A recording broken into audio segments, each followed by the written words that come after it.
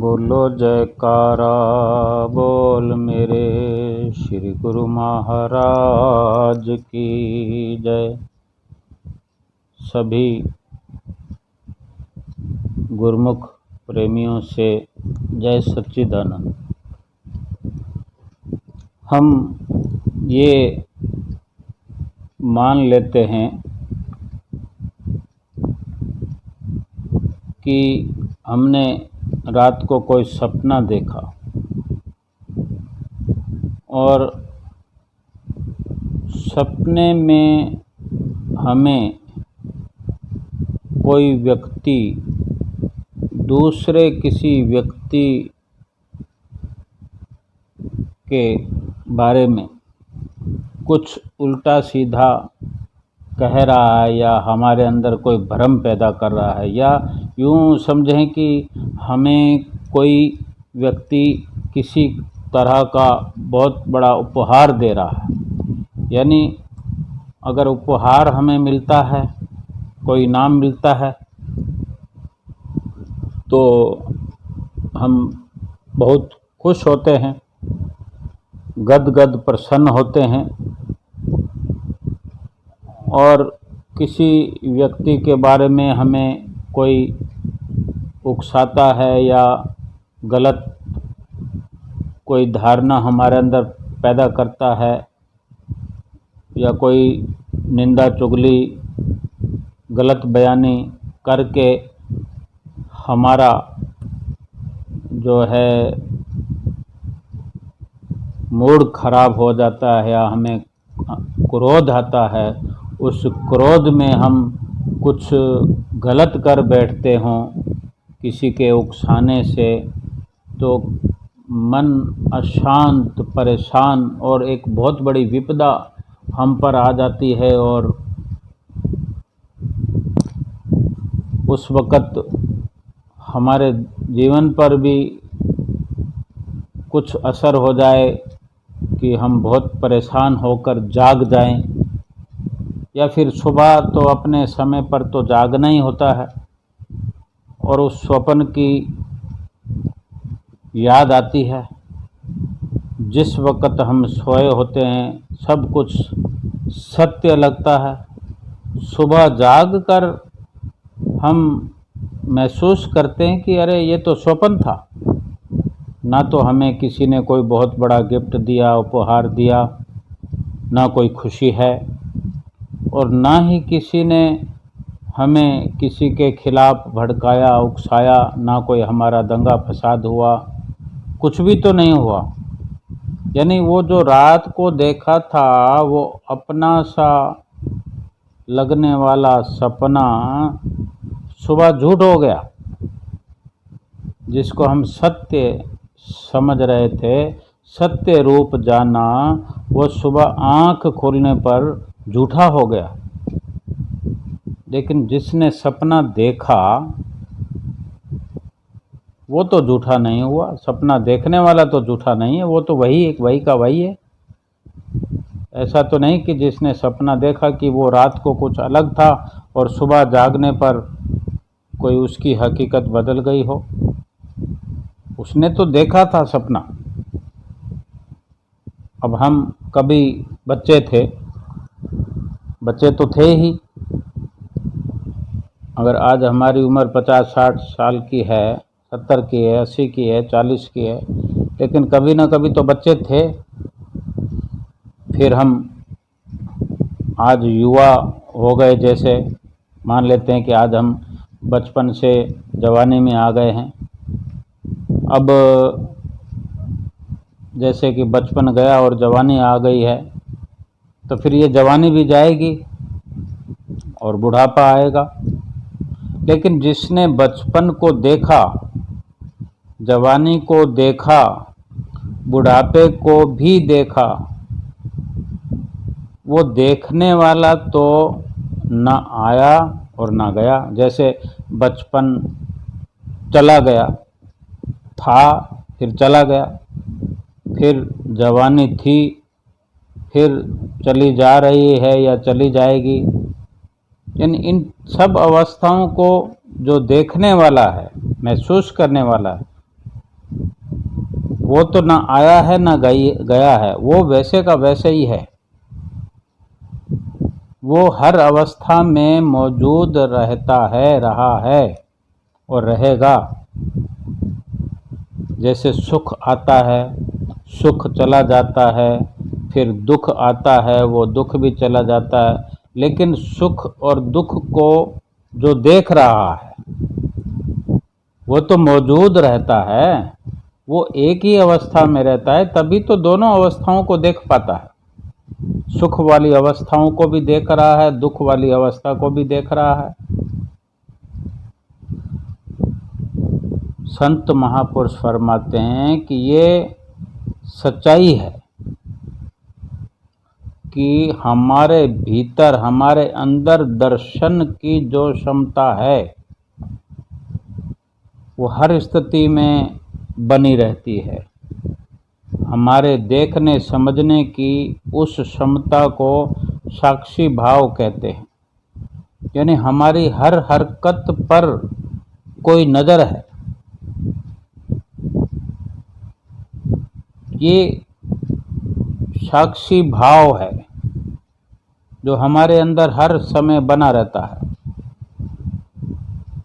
किसी भी परिवर्तन होने पर भी ये साक्षी भाव बना रहता है।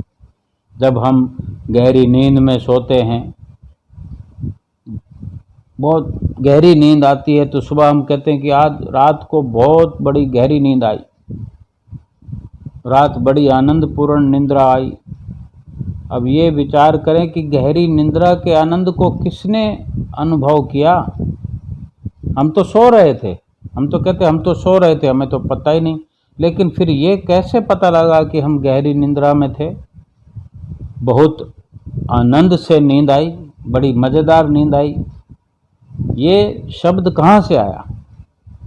तो कोई तो है, वो साक्षी भाव है, हमारे अंतःकरण में वो मौजूद रहता है। वो कौन है जो उस आनंदपूर्ण घड़ियों को महसूस कर पाया कि नींद अच्छी आई, आनंद आया? वो हमारे भीतर साक्षी भाव बनकर हाजिर रहता है। वो हमारा साक्षी भाव जो हमें हमारी आत्मा में प्रतिष्ठा दे सकता है। ये साक्षी भाव हमारे मन, चित्त, दिमाग का हिस्सा नहीं, ये मन की गतिविधियों को देखने वाला भाव है। ये भाव, ये साक्षी भाव जानता है कि सपने में हमने किसके कहने पर, किसके साथ क्यों झगड़ा किया, किससे गिफ्ट प्राप्त किया। ये सच्चाई हमारी अंतर आत्मा के साक्षी भाव में सुरक्षित हुई रहती है। श्री गुरु महाराज जी हमारे इसी साक्षी भाव को जगाने के लिए हमें सुमरन और ध्यान की आज्ञा फरमाते हैं। हमें नित्य प्रति अपनी सुरती को अंतर्मुखी करने के लिए हमें हिदायत करते हैं। हम विचार करें कि हम जो अपनी बाहर की दोनों आँखों से देखते हैं, ये बाहरी दुनिया का खुली आँखों से हम जो देखते हैं, हम प्रत्यक्षदर्शी होते हैं कि हम सब कुछ देख रहे हैं, हमारे सामने सब घटित हो रहा है। कोई हमें कोई कुछ कह रहा है, देखने के साथ साथ हमारे कान भी काम करते हैं कि किसने क्या कहा, किसने कैसा हमें कुछ दिखाया। आँख और कान दोनों मिलकर उसको अपने अंदर एकत्र कर रहे हैं। फिर इनके द्वारा हमारा मस्तिष्क दौड़ता है, कार्य करता है। लेकिन ये बाहर जो घटित हो रहा है, ये चम दृष्टि है हमारी, बाहर की जो आँखें हैं, शारीरिक आँखें हैं। लेकिन संत महापुरुष कुछ और इशारा करते हैं।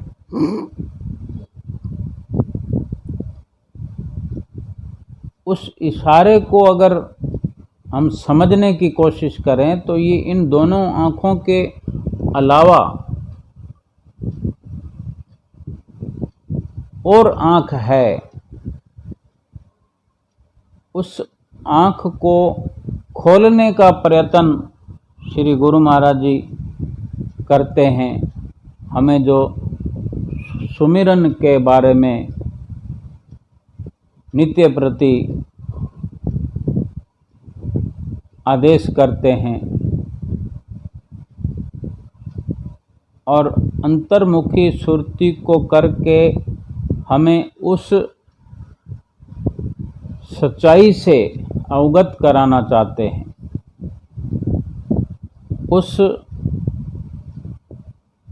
आध्यात्मिक रोशनी के बारे में, उस आत्मा का साक्षात्कार करा देना चाहते हैं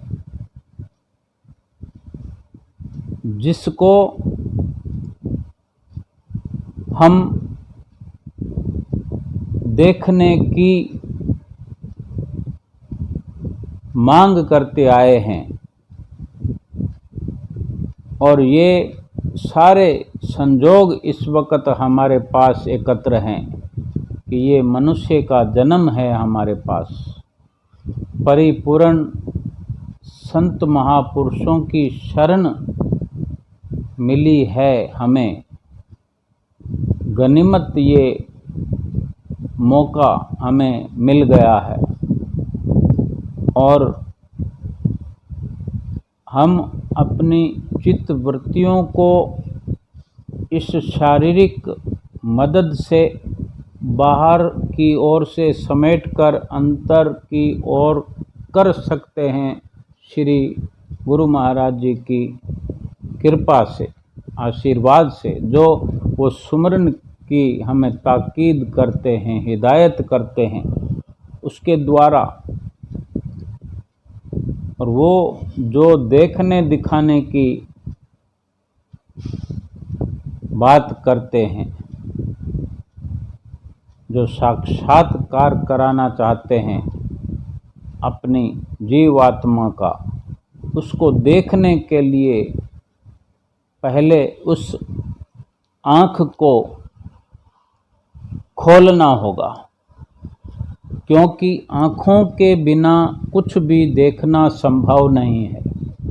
बाहरी दुनिया के रंग तमाशे देखने के लिए बाहर की आँखों का स्वस्थ होना, आँखों के अंदर रोशनी का होना जरूरी है। और अंतर्मुखी सुरति को करते हुए सर्वप्रथम अंदर की आँख को खोलना, उस आँख की रोशनी का होना आवश्यक है, जिससे कि अंदर का साक्षात्कार किया जा सके। अंदर कौन से रंग तमाशे हैं, किस प्रकार के मन लुभावन दृश्यों से बढ़कर सच्चे आत्म लुभावन दृश्य हैं अंदर, जिनको देखने मात्र से सही मायने में परिपूर्ण तृप्ति होती है, हो सकती है और हो जाती है। श्वास श्वास का जो लाभ प्राप्त होना है वो यही अंतर्मुखी सुरति करना, और अंतर्मुखी सुरति को करके जो श्वास खर्च होते हैं, उस आत्म स्वरूप की लखता करने के लिए, आत्म स्वरूप की पहचान करने के लिए, उस हकीकत भरे नज़ारों को देखकर ये जीवात्मा तृप्त होते हुए जो आत्मा का परमात्मा से मिलन है, ये इसी श्रृंखला में ही हो सकता है। इसी तरह सुरती को अंतर्मुखी करने पर ही इस मंजिल पर पहुंचने की सारी प्रक्रिया इसमें निहित है। अगर सुरती को अंतर्मुखी करेंगे तो श्री गुरु महाराज जी की आज्ञा से, उनके आशीर्वाद से, उनकी रहनुमाई में बैठने से केवल वो जो साक्षी भाव है वो हमें महसूस होगा कि कोई ऐसा है जो बाहर की आंख बंद करने पर भी, उस अंधेरे में भी महसूस होता है कि आंखें बंद करने पर भी कोई वजूद है, कानों को बंद करने पर भी कोई ध्वनियाँ हैं, धुन है, जिसको पकड़कर अपने मंजिल तक पहुंचा जा सकता है। उनकी पहचान करने के लिए उस धुन की धुनात्मक जो आवाज़ है, ध्वनि है, उसकी पहचान करने के लिए बाहर के कानों को बंद करके या बाहर से सुनने सुनाने की जो वृत्ति है उसको समेटकर अंदर की धुन को सुनने में लीन होकर वो महसूस किया जाएगा कि जो हम बाहर इतने आडंबर करने पर साज गाजे बाजे सब सुनते हैं, अंदर में ऐसा कुछ भी प्रयास किए बिना केवल अपने श्री गुरु महाराज जी की रहनुमाई में सिमरन पर बैठकर, एकांत भाव में बैठकर अपनी सुरतियों को जो बाहर फैली हुई है दूर दूर तक, उसको समेटने का केवल प्रयास करना है।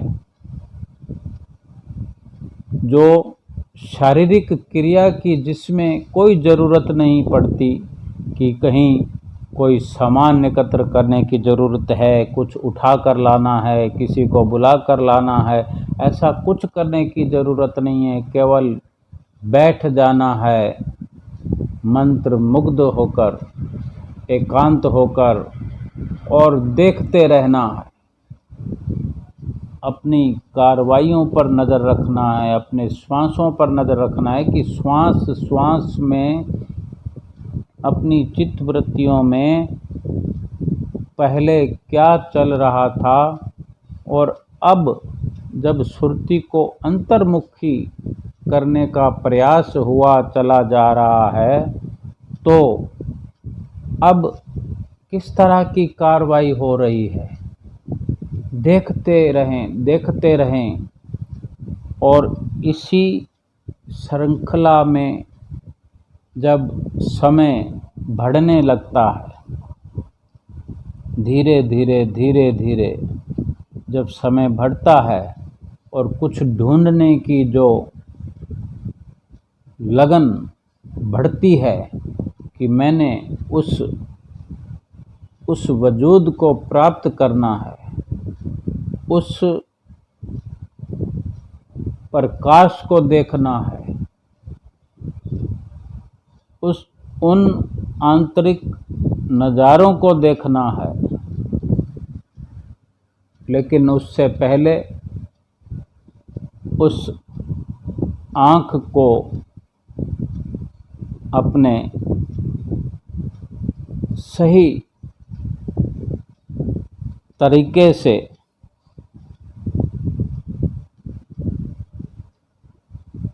खोलना ज़रूरी है।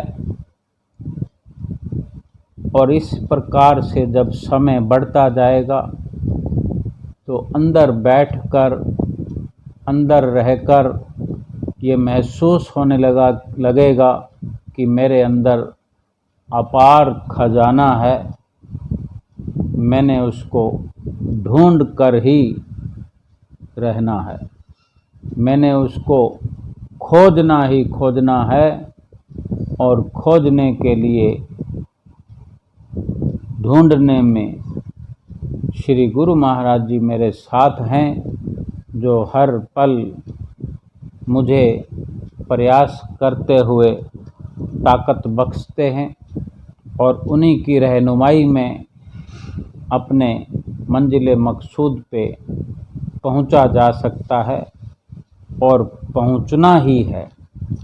यही सबसे बड़ी इस मनुष्य जीवन की लक्ष्यता है, मनुष्य जीवन का लक्ष्य है। सारे संसार को व्यवहार में लाते हुए अपने असली मंजिल मकसूद पर पहुंचने वाला ही लोक सुखी और परलोक सुहेला कर सकता है। बोलो जयकारा बोल मेरे श्री गुरु महाराज की जय।